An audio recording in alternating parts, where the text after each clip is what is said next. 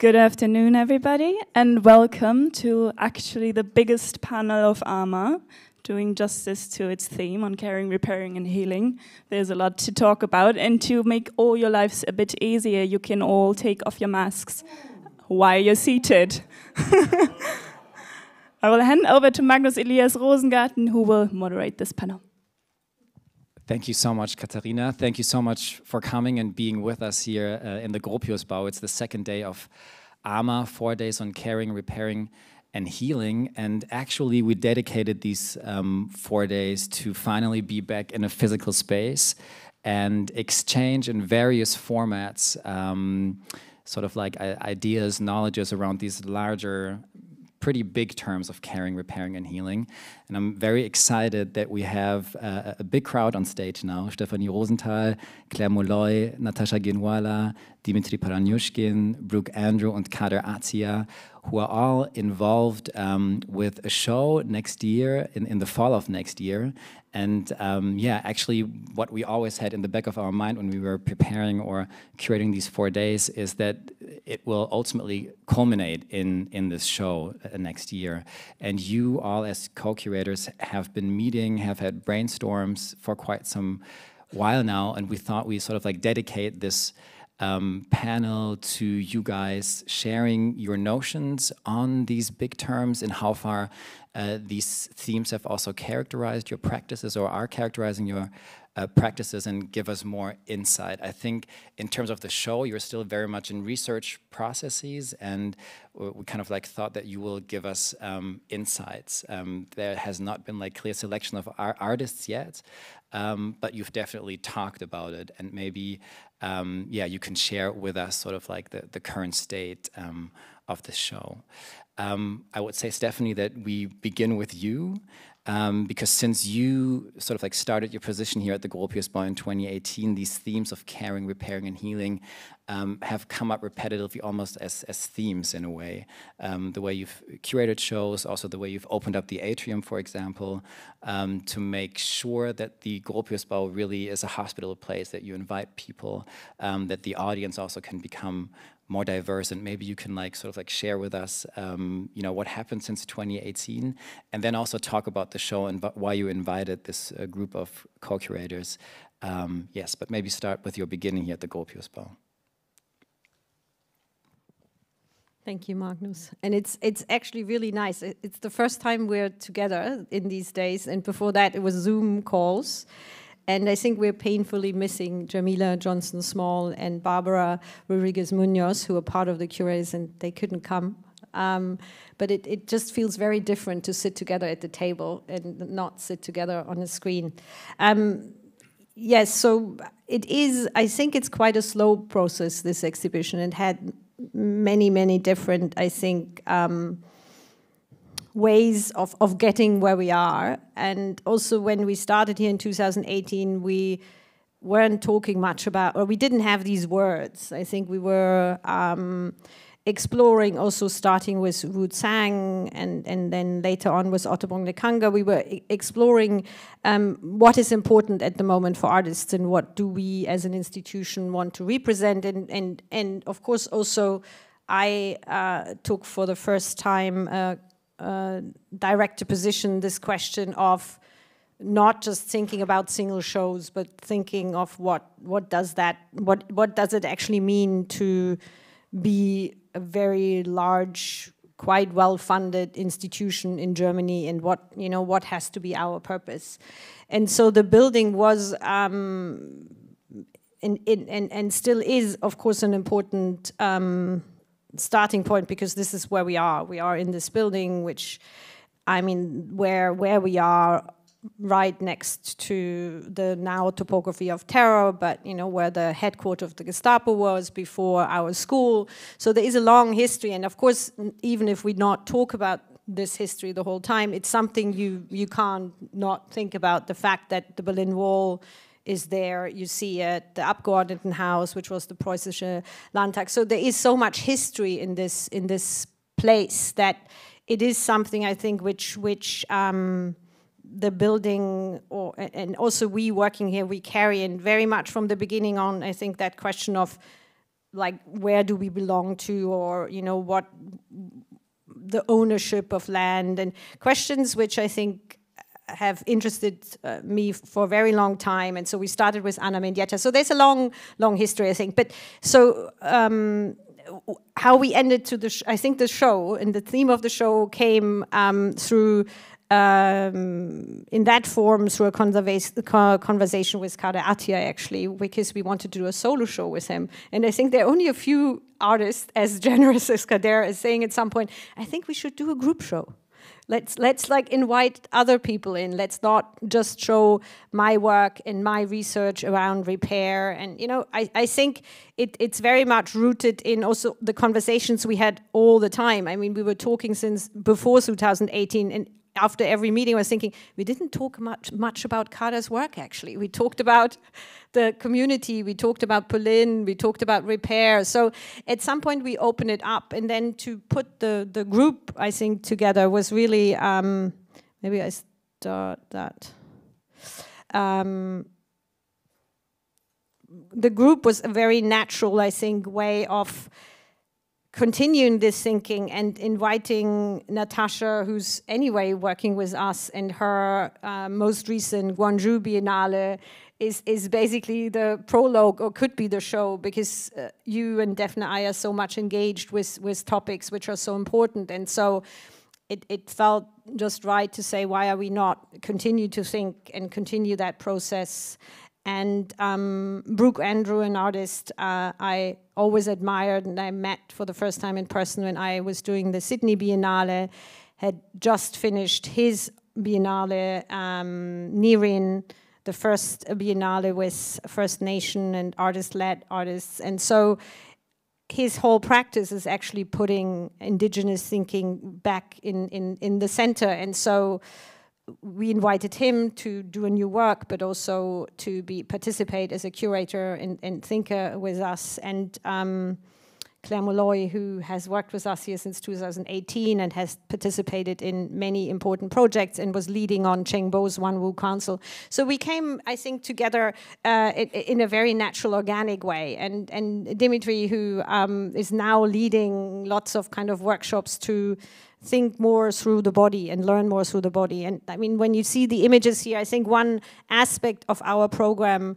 also is always to think about how do we actually, or how do our visitors also experience the building through the body, to really be aware that when you come and see a show, that there's so many other things than just your head which participates in that. And so it was very important for us to bring that aspect also to the 4 days. And the few images we have here, which I think I would just continue on to not take too much time.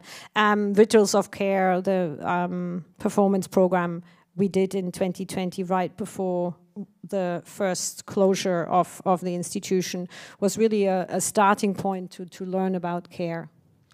I think it would be also interesting to hear from you, Claire, how these themes of care, repair, and healing have sort of like manifested throughout the program. You've also been co-curating here at the Gropiusbau. Thank you, Magnus. It's great to be here. Hello, I'm Claire Molloy. My pronouns are she and her, and I work here, as Stephanie mentioned, as the assistant curator. One of the projects that I'm involved in working in here is the in-house artist in residence program. And in 2020, we welcomed the artist Cheng Bo. For obvious reasons, Cheng Bo's physical arrival was slightly delayed. But when he arrived in August 2020, he entered the studio. The artist in residence studio is located on the 2nd floor. He climbed up the mezzanine stairs, looked out the window, looked back to the team and said, "I didn't realize the Gropiusbau had a forest." And we said, "What?" And we followed him up the stairs, looked out the window, and in the glory of August, we saw the canopies of over 100 plane trees. And we just had to agree with him. Yes, Gropiusbau has a forest. And it's over 100 beings who've been living here in community together since 1987. And he gave us a very wise suggestion. He said, "Why are you calling this area the car park? Let's call it the Gropius Wood."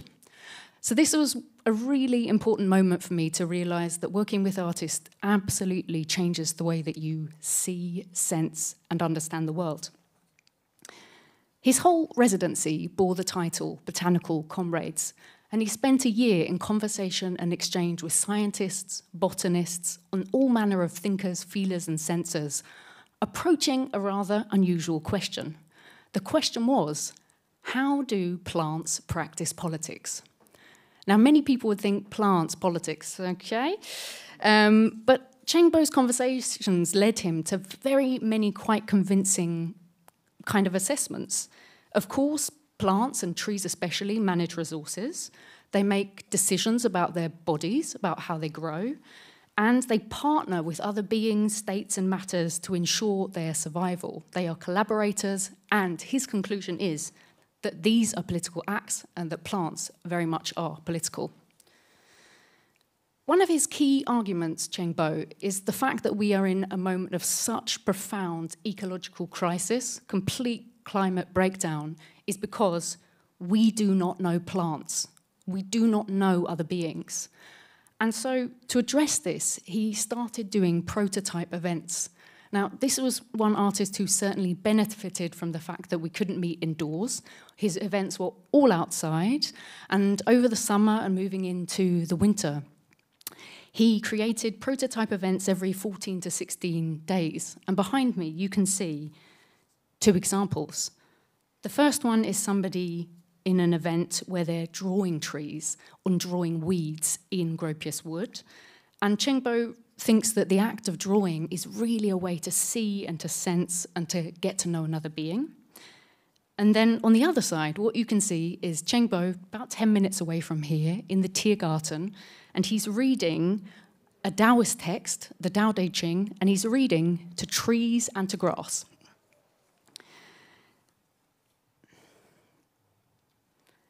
These prototype events became, for his exhibition that happened this summer, they became eco-sensibility exercises. And he created in Gropius wood a platform, and he had a very unusual aim. He was trying to make a structure that did not look like an artwork.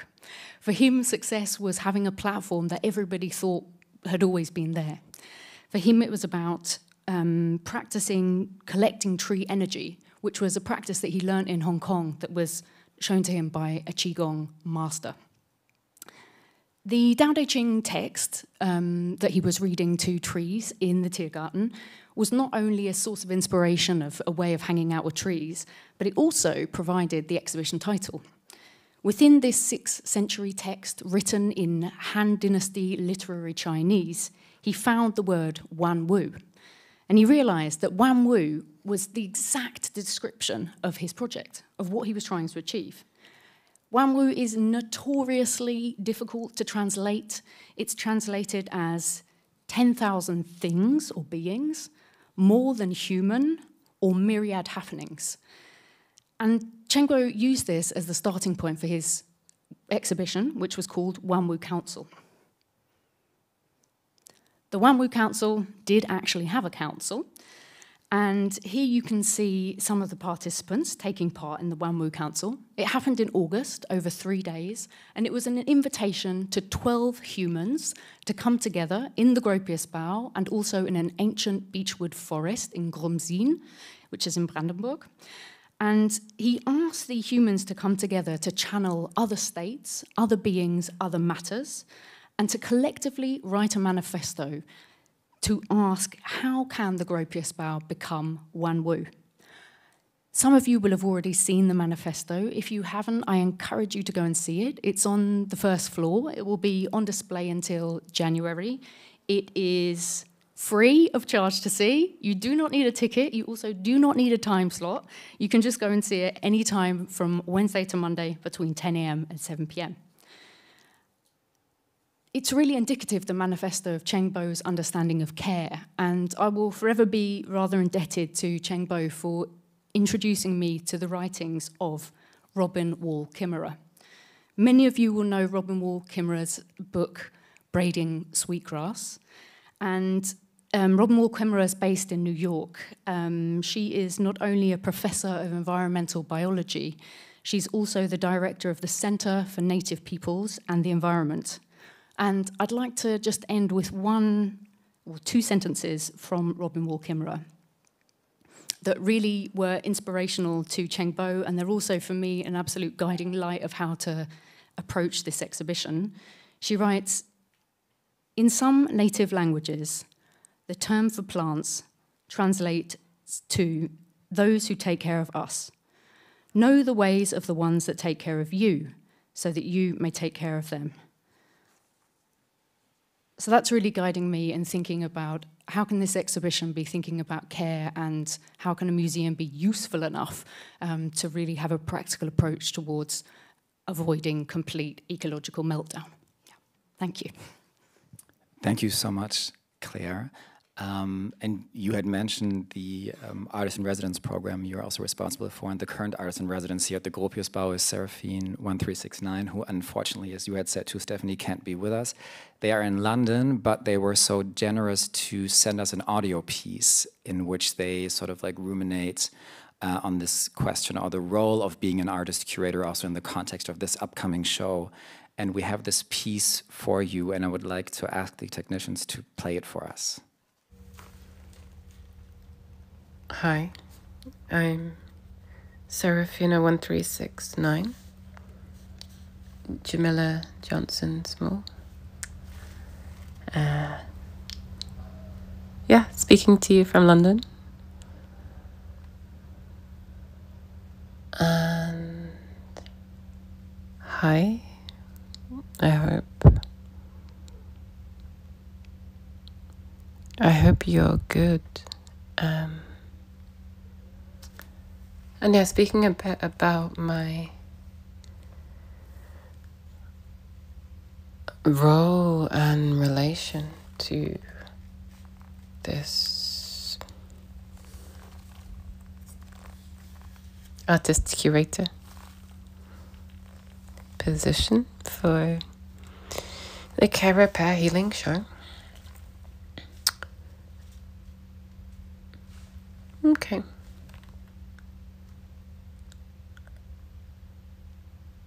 I read you something I've written.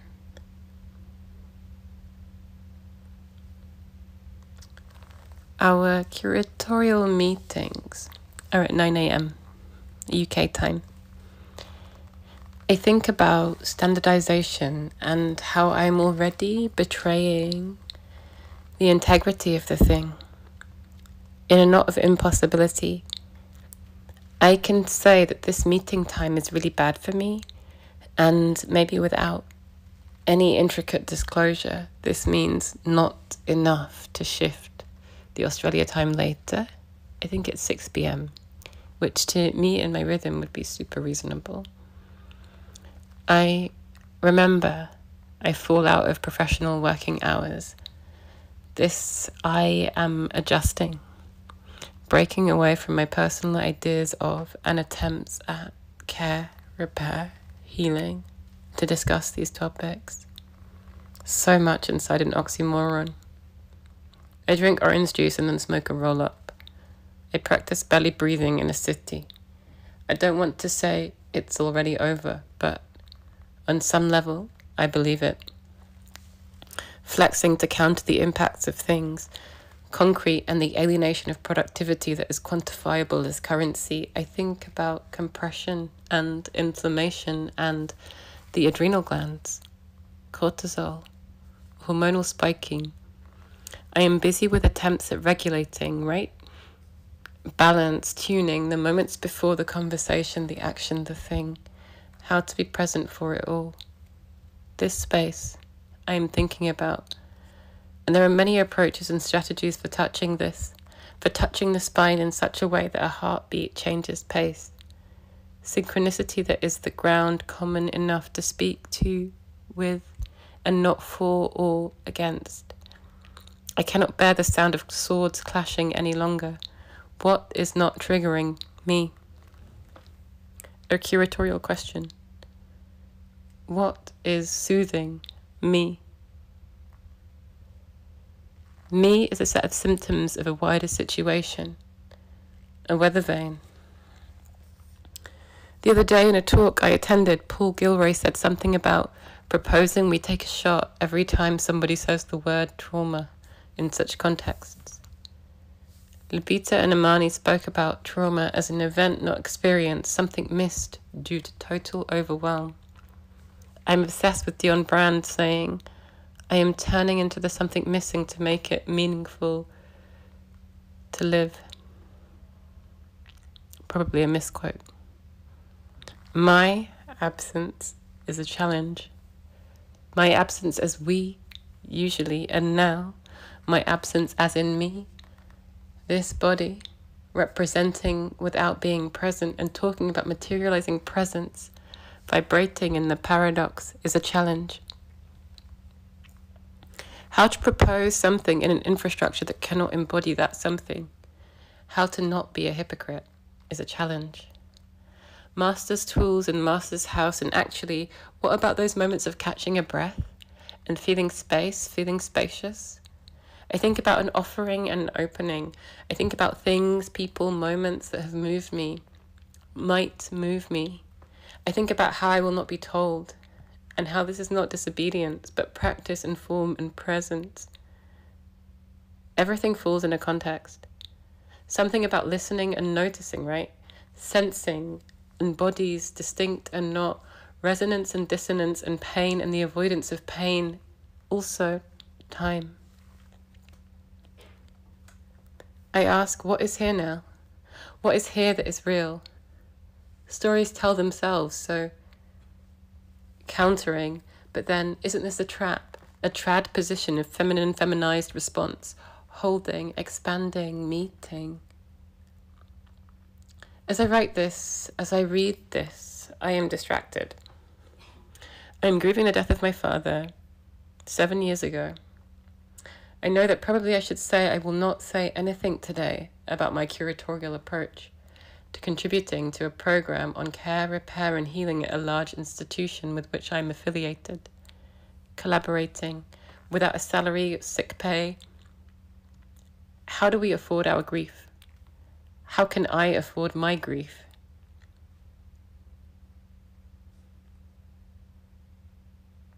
It is as expensive as love and its absence. Grief has a cost, and mourning is many things that this planet knows about. And yet here I am, here with you and not there. What does this expose about infrastructure and attempts at manifestation? I think about bodywork, how our understanding and abilities to inhabit ourselves are entangled with physics and our abilities to coexist in what the other day Ruthie Gilmore Wilson said was conviviality. Are we wrapped up in our narratives around relation and distinction, edges and influence? Maybe I'm proposing here something about working with vibration. Something about working with vibration. It's perhaps interesting to note here that in conversations around presenting work at Gropius Bell, we've come up against a challenge with vibration, with the potential for the sub-bass frequencies often present in my work to invite the building to crumble. A fragile monolith. Movement creates openings.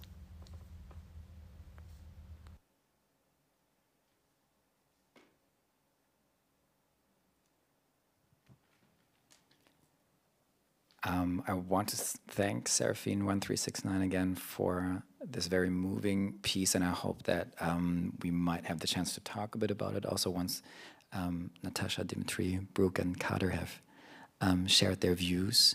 I'm going to leave it here for now, but we'll get back to it later and hand it on to you. Hand it over you to Natasha.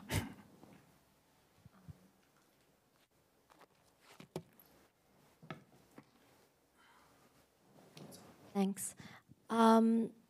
Yeah, there were so many things that were said here that also make me sort of reflect on some of the elements of reading and thinking with that have been taking place over the course, at least of the last 2-3 years, very strongly, if not longer.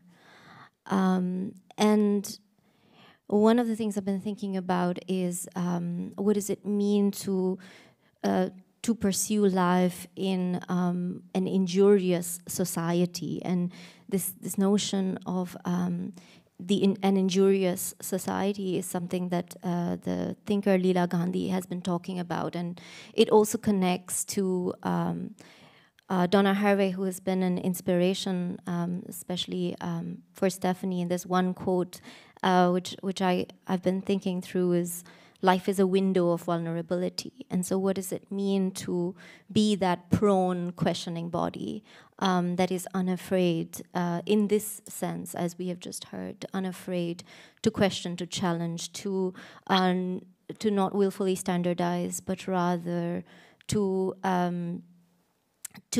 be adjacent, to be exposed, and to expose. And I think there's a lot for us to allow to circulate, within our spaces, with artists, with each other, in that. And also with Brooke Andrew, one of the things we've been thinking about, and there's of course a long way to go, is the question of vocabulary, and a question of coming from a grammar that also tackles the kinds of systemic erasures that have been taking place as part of epistemic violence of colonial time.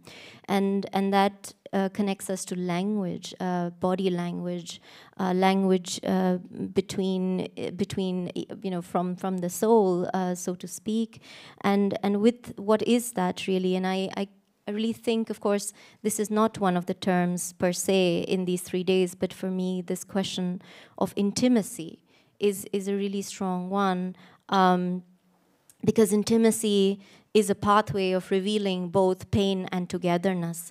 And in the talk yesterday with Francisco, this came about too. And the word for intimacy in Hindi is atmiyata. There's many such words, because that atmiyata is an interior, a spiritual core, a sensation into the true nature of being. But if we want to bring it back to Western philosophy or politics, it can also take us to somebody like Hannah Arendt, who suggested without intimacy there is total alienation. And when we talk about living through the pandemic, we have to think seriously about this, because in loneliness, she suggests, are sown reigns of terror. The project is therefore, this project is therefore of great significance for us, I believe, as a group, for the times we are moving through. These times that we are moving through, that Achille Mbembe terms as biomolecular colonialism too. It's there, it's present, it's now. The image here is from Minds Rising, Spirits Tuning, the 13th Guangzhou Biennale, for which I worked with Daphne Ayas and an extended team in 7 countries, including with Michelangelo Corsaro, who's here. It's an ongoing inquiry, and I'm extremely grateful that Stephanie and the team are allowing for it, to some of the works to speak, to be with us in different forms, including the practice of 8OS. Because in this exercise that happened to be a biennial, we were really working through what it means to refute the dichotomies of the body-mind as pursued by colonial scientific apparatus, but also the kinds of augmented intelligence that have deep racial and sexual biases of the kind of technological regimes that are governing us, that are extracting from our bodies and as well as the earth body. We were thinking through terms like Yukhui's cosmotechnics. What does it actually mean to apply it to artistic practice? We were also thinking, what does it mean to bring in the spirit forms from the mountains and the rivers of Korea and as a peninsula? We were thinking with works like Oti Pieski, Sami artist and activist. We're going to discuss her practice tomorrow at the panel at 10 in the morning. For those of you who wish to be present with us again, I warmly welcome you. Oti has been working with a range of Sami practitioners and guardians, really, who are thinking about planetary relations to care and environmental justice, what that means, especially now with what's going on in terms of the global discussions or or sort of statements or whatever are being made about environmental justice or climate justice, and really centering it with matrilineal knowledge, which is something I'm particularly committed to. And with this, also just to mention another project, which is called the Grind Mill Songs Project, which belongs to an extremely incredible archive called the People's Archive of Rural India, that was started by a journalist called P. Sainath. But it has now a network of citizen journalists, of journalists working undercover, of writers, activists, who are gathering the kind of knowledge from the countryside to enable plural and oral knowledge systems to be regarded as the news that we need to learn from every day.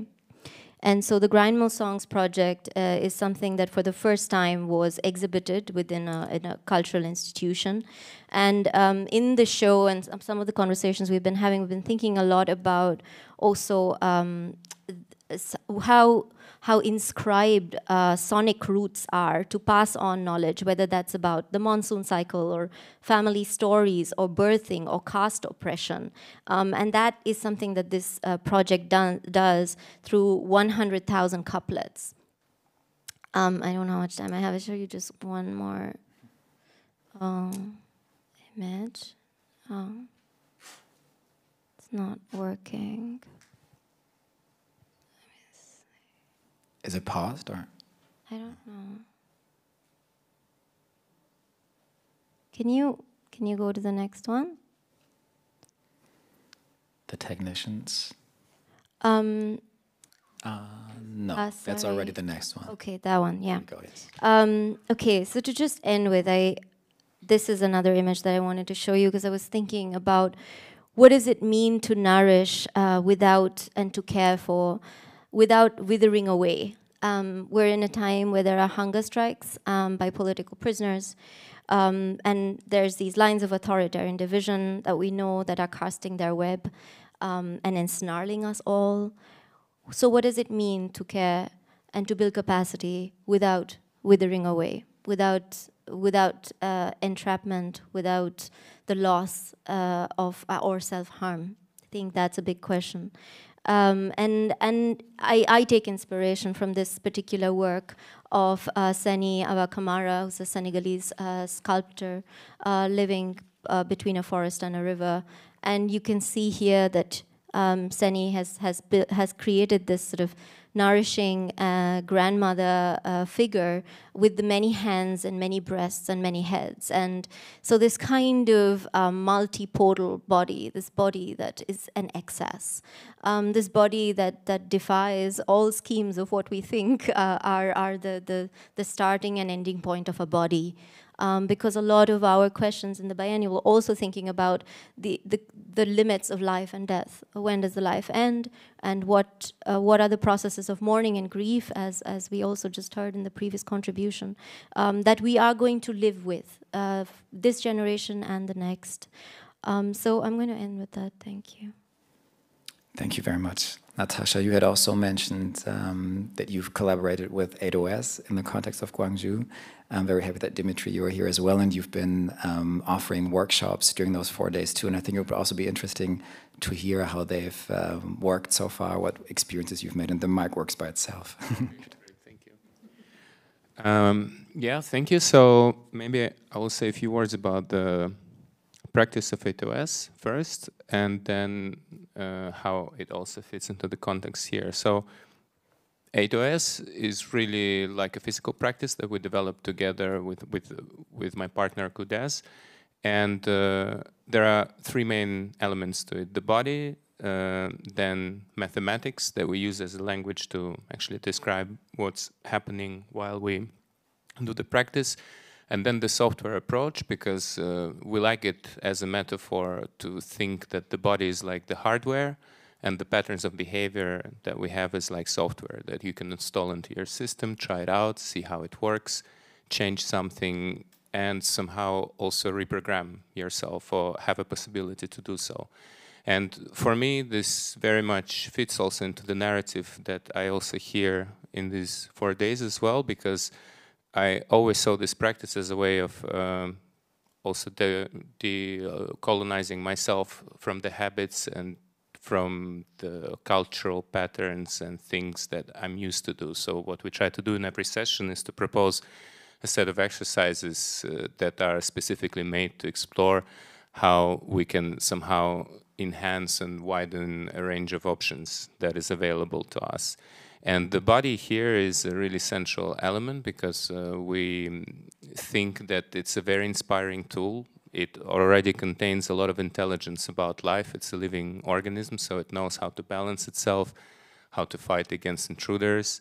It knows how to heal itself. It also knows how to create tension inside itself to inform us that something is going wrong, like pain, for instance, is one example of that.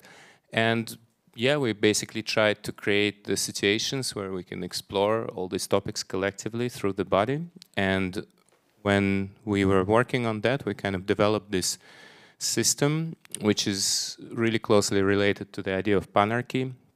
Panarchy is a kind of like a framework of seeing social and economical development where you embrace the idea that after every cycle of growth, there's also a cycle of like a crisis and then reorganization. And we kind of applied it to thinking about the way that any development works in a living system. You know, that you go through the period of growth. So this is on the on the diagram, it's from 1 to 2. So first you start like a new thing and it starts growing. Then it reaches a moment of saturation where you have to stop growing and maybe look how you can enhance what you already have. So this is where also the discourse of sustainability comes in. And then you have to embrace a moment of crisis or some kind of release. So this is a move from the point 2 to point 3 in the schema there. So you kind of fall and you let go. You embrace that something bad might happen also, that you will lose something that you gained. And then suddenly this release, it actually creates an opening for something new to emerge. And so we also try to work like that with the body, how we can create the situations through a combination of tension and release in interactive exercises where you could actually explore how that works and somehow also embrace this idea that pain is an important element of any development, that when you accept something or you release something that you were holding onto, that it can actually be a good thing and maybe sometimes even necessary. So this is also where I think it fits into this idea of care and regeneration as well, that somehow for me it's very interesting to think not so much how we can fix things and bring them back to where they were, but how we can move on in the sense of even sometimes calling for some sort of destruction or escalation of a situation, which you also have an accelerationism as well, you know, how you can somehow call for some sort of crisis in order to then fall into it and allow it to open some new possibilities. So this is why in the physical practice itself, we actually propose a lot of exercises that deal with pain and tension, and we create some difficulties for us to explore together and to find what are the different strategies that we can use to then evolve and go on a new loop or stage of development somehow. So then we also develop these 4 different states that are based on the dynamics of movement. And for us, it's kind of interesting because on the one side, of course, it has this esoteric element where you create a language that describes certain patterns that you can have as a human being, also in interaction with others. But as well, this mathematical side is very interesting because I'm kind of also thinking very practically that we can talk about things, which is nice because then we lay out all the possibilities and contextualize and also connect through our conversations. But at the same time, how do we inscribe what we think into the real? And for me, maths and also software is like a great tool because we live at a moment now when everyone has a possibility to use technology and to also have access to scalability that technology offers. So I might have an idea, I might experience it through the body to make it much more concrete for me, so that this knowledge becomes accessible on the level of reflexes, that I don't have to think about it anymore, but it just comes out through some kind of unconscious process of being there, available when I need it. And then technology comes in as a tool to then see how I can implement it into systems around me. So it could be a software tool that proposes a different way to think, for example. It could also go into music. It could be something that analyzes political or social events and so on, and gives you some kind of like a different perspective on what is going on. So this is why this diagram for us is important, because it also shows that at some moments you focus on specificities, then you start connecting things, then you break them apart again and give space to something new. And this is what we also try to do in the sessions here with the people, actually, to give them the experience of all these different stages of development. And yeah, maybe this is also like a diagram that I wanted to show, this idea from physics of metastability, that we can actually talk about stability, but we always think of it as something that is quite stable or rigid in a sense that it's not moving, but actually most of the adaptive systems that are really resilient, in fact, they go through various states all the time. Like ourselves as human beings also, you know, we're never in the same state. We always have a series of states that we tend to go through.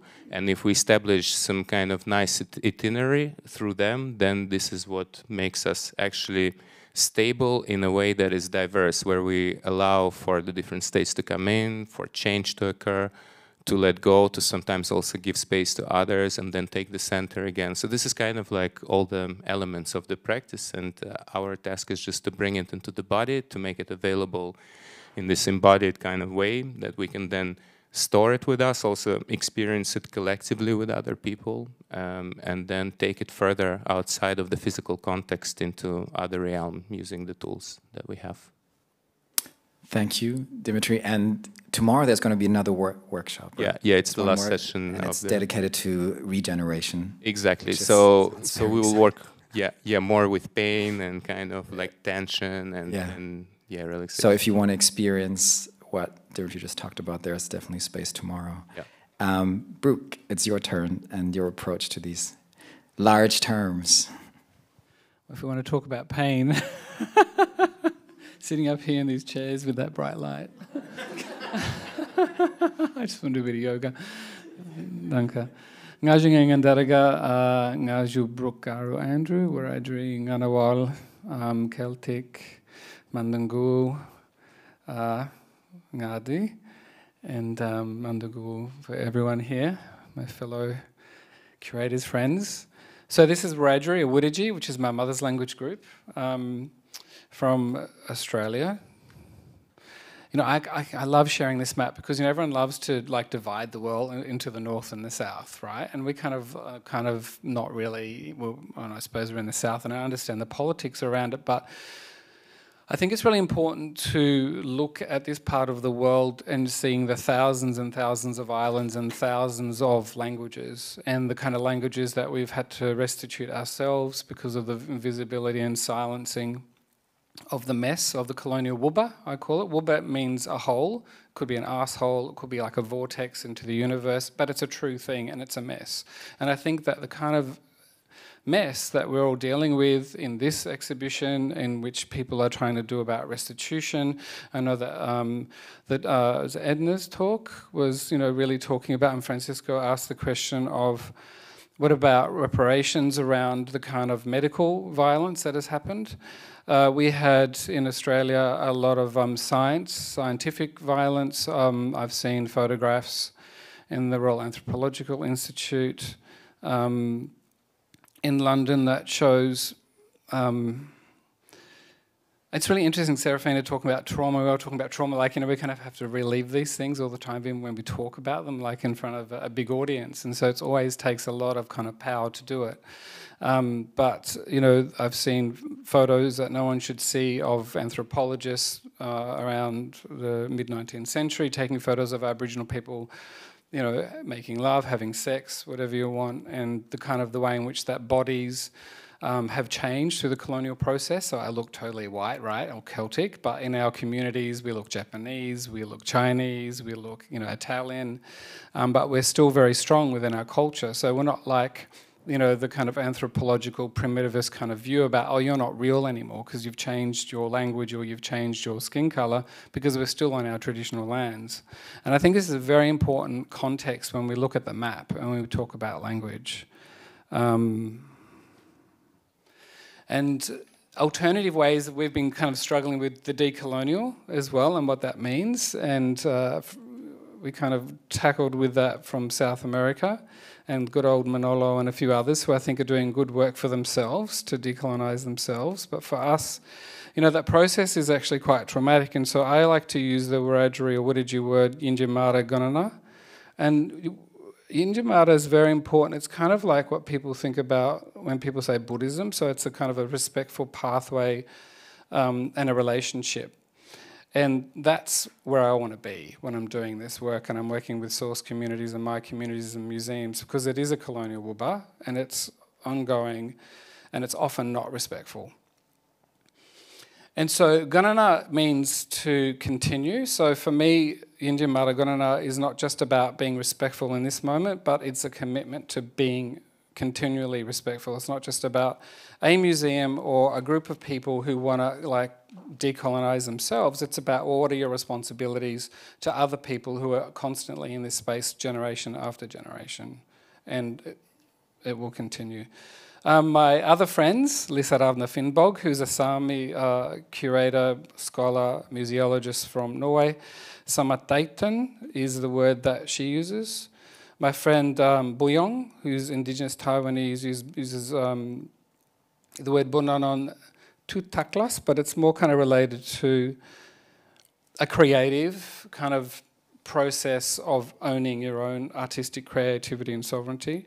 And then there's Laeli Ishragi, who's Samoan Persian, who uses the language Fa Elangomwai. And I think that these terms are really important when we're looking at a true kind of process that we've all been through in our meetings. I just want to share a little bit about those Zoom meetings, and they are complicated sometimes, but we're going across the entire globe. And so some of the words that I was kind of proposing that we can kind of look at differently are here. And you know, we're kind of like all stumbling in a very good way. I think it's important to stumble. I think it's important not to agree. I think it's important not to try and save the world, save the planet, because quite frankly, some of us don't like each other and there are reasons for it, and that's okay. And that's part of Yinjamara. And I think that's all I want to say. Thank you. Thank you, Brooke, for this frank contribution. Kader, I would give the word to you, and maybe also because Stephanie just mentioned that you were also the one who said I want to do this group thing basically, and maybe you can also talk about that a little bit. So, thank you very much. Yeah, I mean, what I just saw just confirmed the idea that a much needed wider conversation was more relevant to address this very complex issue that is the Reaper, actually. And I'm very happy because I have discovered, as Stephanie said, it's the first time we gather all together. So I first discovered people, but also I discovered interesting approaches, I have to say. Maybe we will have time also to speak about this later. But for me, the Reaper, I'm always going back and forth between something very fundamental in the Reaper. I'm a bit a fundamentalist, actually, of the Reaper, And then I like also to go very far, into algorithmic computational governance, into quantum physics issues. I think the Reaper really is an agency that is beyond and before us. It can really, like just Brooke said, can be, I would say, in a Lacanian way, approached through language, basically. And the complexity of language is that it is not only idiomatic, it can become a body language, it can become a spiritual language, it can become something we don't know, actually. There are so many languages. And that's why, for me, the idea of the group show is extremely relevant. I have in mind some artists I would like to invite from Haiti, for instance, who are, on the contrary, in a very relation of sort of reappropriation of the garbages of capitalism into something else. So the Reaper, at some point, is not at some point, it's definitely an endless conversations, because it works as an oxymoron between the wound and the Reaper. And I can even show you some object. I think it works like this, right? Yeah, repairing an injury. I mean, I've always been fascinated first to very silent languages, the one that have been made by some people anonymous who are still alive, who are still here today, but the people are not anymore here. This is also, by the way, the whole object that you're going to see now are from whole continents, not only from Africa. But this is a Chinese plate of tea in ceramic that has been repaired from the 18th century with staples. And then if you go further, this is interesting. This is just a terracotta plate repaired by an archaeologist at the British Museum. These masks from Nigeria has been repaired, I mean, locally, which is also one thing that I've always fascinated me, the way that genuine repair, I mean, the way that those fixations have been considered by Western colonial epistemologies, you see. Because most of the time, I remember in 2008 when I started these researches at the African Art Museum in Washington, D.C., the anthropologists were looking at me very surprised when I asked for repaired object, fixed object. Then I read through the database and I discovered that there was not one single category. In a database of a museum, you have so many categories. There was not one single category of repaired object. And then I continued these researches. This is interesting. This is a representation of a pope. Sorry, I forgot which one, but from the late Middle Age. It's here at the Bode Museum in Berlin. So 2 fragments have been repaired by and for me, again, this kind of, you see, oxymoron I was speaking about before, this kind of very narrow space that exists between the wound, the injury, and the repair, is so narrow that there is a kind of gravity that makes them turning around in a loop forever. One trying to catch the other. And from this metaphor, this is a mask from Nepal, as you can recognize the trident on the forehead. And on the right, it's another mask. And this is a calabash from Congo, where the broken calabash has been repaired, I mean, fixed with a system of nuts, very sophisticated, very beautiful. And needless to say, what is this? So I think the question of repair, I mean, again, can bring you in so many aspects, particularly because there are so many so many derivatives of the repair as a concept. But there's a moment when the repair cannot be only a metaphor. It has to be concrete. It has to be concrete here, but also politically. We cannot speak forever about reparation. There is a moment where it has to be concretized. It cannot stay a metaphor. And for me, that's why I'm fascinated by object, because object create the space in which the subject that we are is like experimenting in a phenomenological way its reality, its presence.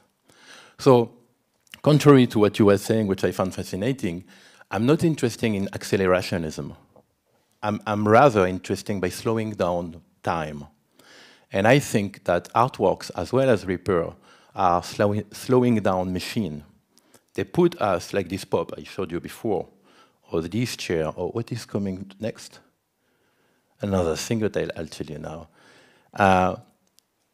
They put the viewer that we are, the subject that we are, in a time space that is just the present. And this is so important today also, because, again, talking about the computational governance we are living in, or politically, or in so many aspects, the human subject is always thinking future or past. We have so much to care about the present, about the now. To continue with this care, I was also fascinated by the fact that the Reaper is not only fixing a broken object, as far as I'm concerned, or a broken body, like I did with, we will speak later about this. But it is also what I like to quote the Oswald de Andrade, the Brazilian poet, who defined this cultural anthropophagia, the idea that occupied, colonized population have been like swallowing the culture and the elements, the symbols of the occupants, and have vomited them back to them into creations. And these sculptures from Congo, not only this one, I think I have other examples. This beautiful raffia from the Kuba people, which is actually exquisitely designed, as you can see, with a system of embroidery, but surprisingly including 2 Vichy fabric, which came obviously with colonizers, covering holes. Because when I got this object for years, I was like, I thought it was only decoration. And then I discovered that between these 9 patch, there were in between each one there is a hole created probably by, I don't know, a mouse or an insect. So for me, the way as an artist, I'm impressed by this is that it's really like this incarnation I was talking about that tells you something. That the Reaper is not only aesthetic, it's an ethic also. There's an ethic of the Reaper and an aesthetic. So these translations of the Reaper that are like, this is a Teken Kisi from the Brazzaville, Congo, very famous. And it's not a rare case. There are many objects using buttons. So, and then to finish with, this is Bakongo and Kisi, but we'll speak about this later with Stephanie. And then to finish with, this is very personal because it comes from my own family. My grandmother used to collect in the Algerian War also jewels, and I was fascinated by why she was doing this. Until with this research of Reaper, I discovered that between each fibule or object, there was actually a coin that is representing, in that case, Napoleon. In other case, I think that I have one with the King Baudouin. No, this is the French Republic. I mean, all these Berber jewels, and not only Berbers, basically, from Morocco to Vietnam, I have found jewels made by local craftsmen or women with a crafting process, including this sort of standardized object, which is the coins. So you have an incredible conflagration here that is happening between a ready-made and a crafted object. And for me, these signs that these people anonymously have led to us are early signs of resistance, because we speak about jewels from the end of the 19th century and beginning of the 20th. So this is what I wanted to show you today about how I see what fascinates me in this complex concept of the Reaper. Thank you so much, Kader, and also thank you to bringing us back into the presence. One of the promises of this talk was to open it also up as quickly as possible to the audience, and we have this stoplight system here, which is still on green, so we are pretty good. But we've heard a lot now, a lot of amazing contributions, and I think it's wisest to at least like invite the audience to share questions. Confusions as well, remarks. Please feel free to make yourselves visible. I think we have mics on both sides as well.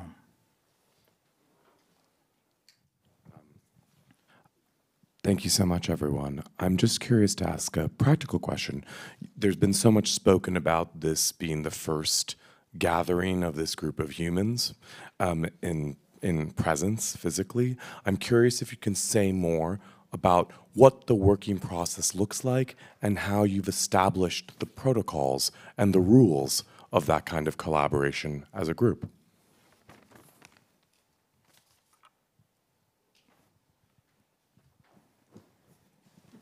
I would describe it as a very organic way. So there wasn't, we didn't say this has to be like that. So it started with myself wanting to do a solo show with Kader, Kader deciding it could be a group show, saying I should select the artist and he would select a few, and then me saying maybe better we have more people selecting if it's about multiple voices, and then being Natasha who was talking about Gwangju and me following all the tours they gave and just thinking that there are so many amazing works this part of the world hasn't seen, and obviously her extensive research into this field. And so right now we're at the point where artists and curators are suggesting artists, and they, in a way, so far it kind of had now we're in the discussion where we have to exclude, but until now it was really just saying if you want to show this artist, that makes sense. In the Zooms we are talking a lot about, maybe terminology is the right. It took us a while to find the title for these 4 days, so there is a lot of time in talking about how we name things and learn from each other about how we think about certain aspects, and that words trigger different things for different approaches.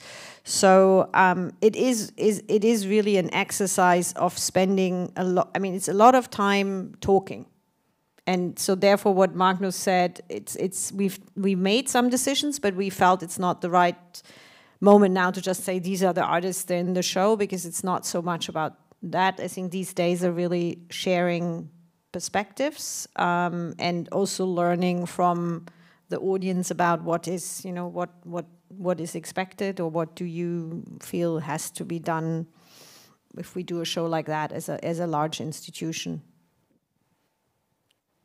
I thought it was a good moment to also mention the resonance room, just because one of the things that actually did come up during our discussions were what we're reading that is also making these terms and these questions more complex, and there was a really generous sort of exchange in terms of what we're reading and looking at, and some of it is gathered, and Margareta here as well is quite key in terms of that element. And I think, just personally, I think it's been a really what's been quite unique about it, about the process, is that it's almost like there's different stations along the journey of arriving to the exhibition, and it also has been a lot about at least I think also for Claire and I to witness what has happened in the institution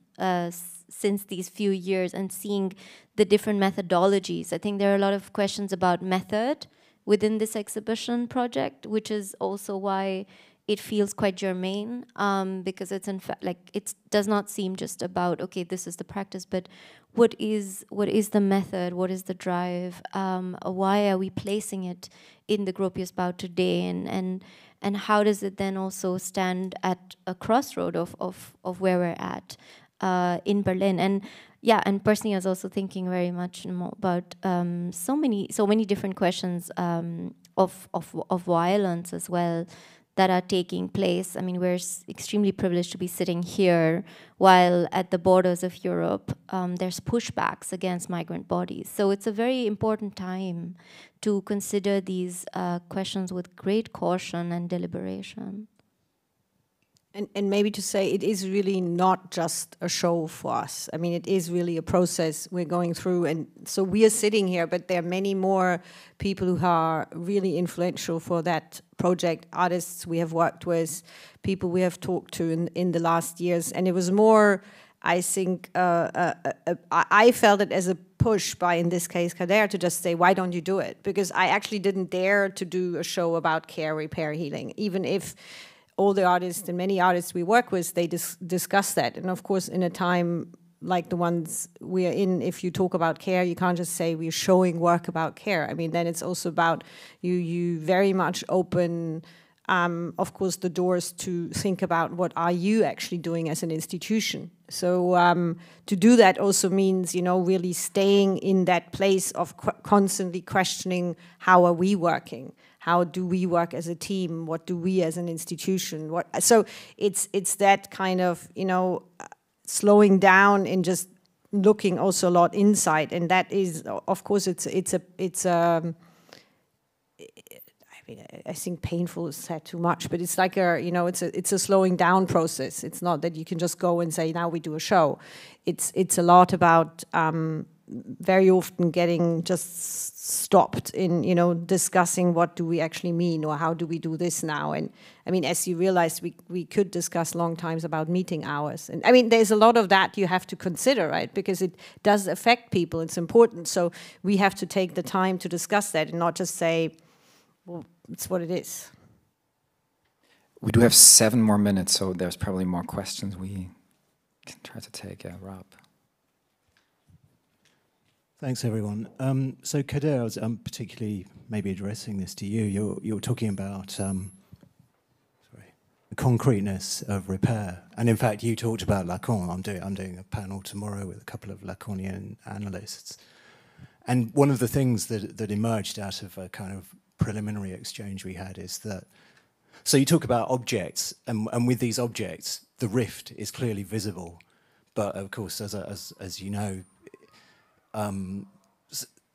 So if you're thinking of these questions of psychic rifts, the whole problem is that it is not visible. And if you talk about an ethics of repair, that's really focuses on your relation to the other. And you just end up in this double rift, because the rift is not evident to consciousness, it's not evident to the person, it's not evident to the person observing, to the person with the responsibility. So it's just this double, and of course I'm sure you're aware of like Fanon and vociferousness and all of these kind of schisms that emerge from this. And just wondering how you approach the question of repair given all these fractures that are there. Thank you for this question.